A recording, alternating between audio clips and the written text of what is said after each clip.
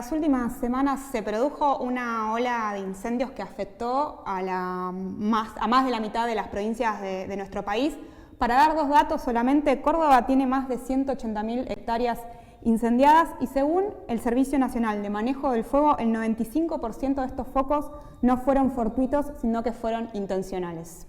Para hablar del tema de los incendios que acechan a gran parte del país, como decías vos, Lucía, y también en algunos países limítrofes, vamos a hablar con Bruno Rodríguez de Jóvenes por el Clima. ¿Cómo estás, Bruno? Aquí te hablan Lucía y Rodrigo.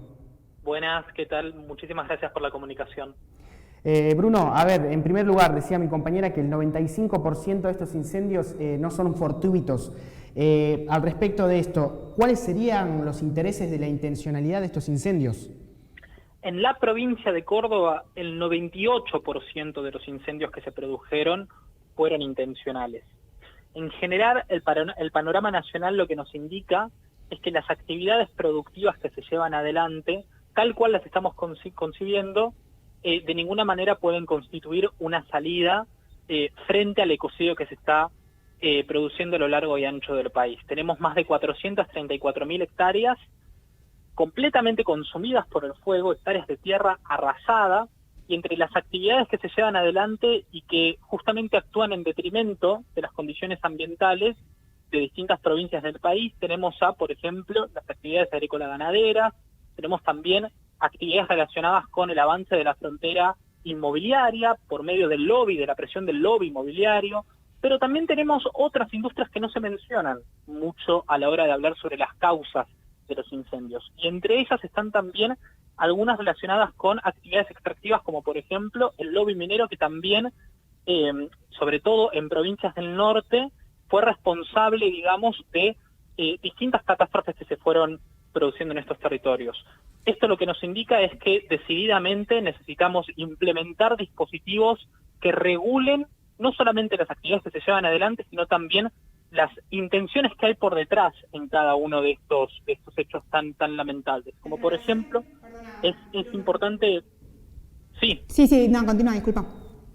Es importante también analizar, por ejemplo, cómo en la zona del delta del Paraná, en las provincias de Entre Ríos, de Santa Fe, de Corrientes, de Buenos Aires, vimos cómo los incendios, en definitiva, se produjeron a partir de la intención de que, primero, con las quemas controladas de los ganaderos, se renuevan pasturas para nuevo ganado. Y esto evidentemente no produjo ningún tipo de renovación de las pasturas porque los fuegos terminaron completamente descontrolados y la situación ahora es insostenible.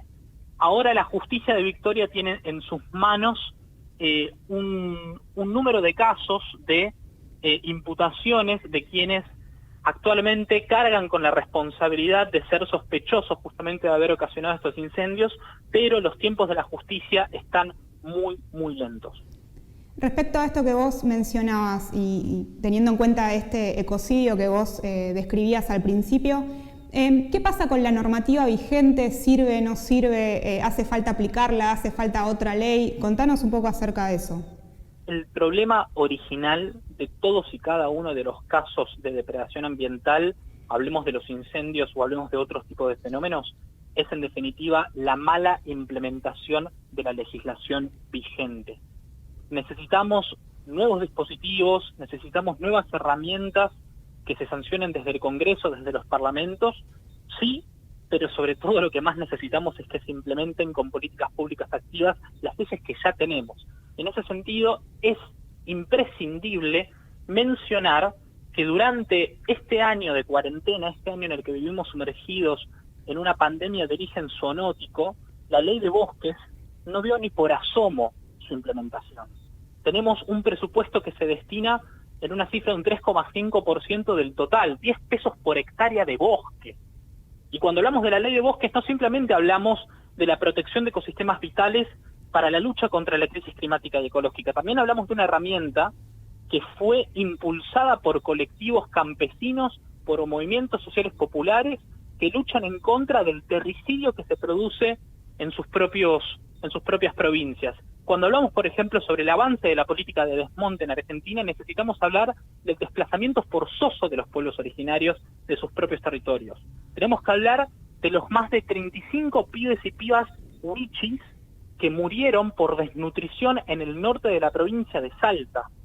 Tenemos que hablar de las causas de fondo. En definitiva, la mala implementación de las normas se traduce en la profundización de las desigualdades sociales preexistentes. Bien, Bruno, estos incendios han demostrado que este no es un problema secundario, ¿no? Te quería preguntar al respecto de la inclusión de sectores populares, de las mayorías, la inclusión desde el ambientalismo, cómo trabajan esta inclusión en relación a un problema que parece muchas veces abstracto, secundario, que no sería, digamos, de los principales, pero que estos incendios están demostrando que sí, que es importante y que nos afecta a todos. ¿Cómo trabajan esa relación para llegar a más gente, no? Es interesante el planteo, porque a mi criterio se produjo una ruptura muy fuerte en torno a la concepción temporal del grueso de la población frente a las problemáticas ambientales. Normalmente, cuando hablamos sobre los peores efectos de la crisis climática y ecológica, nos remitimos a un futuro incierto, a una postergación del tratamiento de la problemática, porque es algo que está por venir.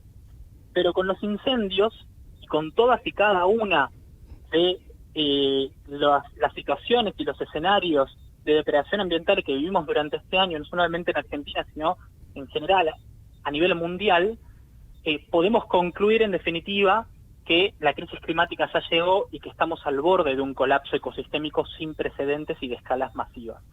Entonces, la inclusión de los sectores populares, la inclusión de los movimientos sociales en las discusiones que se gestan a partir de esta problemática emergente en las agendas públicas, nace también como una obligación de no divorciar los conceptos de justicia social y derechos humanos con el de justicia ambiental. Porque quizás, de alguna manera, cuando hablamos acerca de la protección de distintos ecosistemas, llámense humedales, pastizales o bosques, por ahí simplemente nos quedamos en una perspectiva conservacionista, que solo se remite al cuidado de las condiciones ambientales de los territorios. Y es importantísimo tener en cuenta que en esos ecosistemas también habitan comunidades enteras. Y cuando se producen estos atropellos, no solamente estamos destrozando esas condiciones naturales, sino que en definitiva estamos pulverizando la calidad de vida de los habitantes de esos territorios. Y particularmente cuando hablamos sobre el impulso de estas distintas iniciativas parlamentarias para proteger estos territorios ambientales, solamente nos quedamos con la imagen que nos pintan desde los sectores urbanos que están preocupados por esta problemática y quienes menos amplificación de sus propios reclamos muchas veces sufren son precisamente las comunidades y en general todas y cada una de las identidades políticas que sufren en primera persona este tipo de atropellos.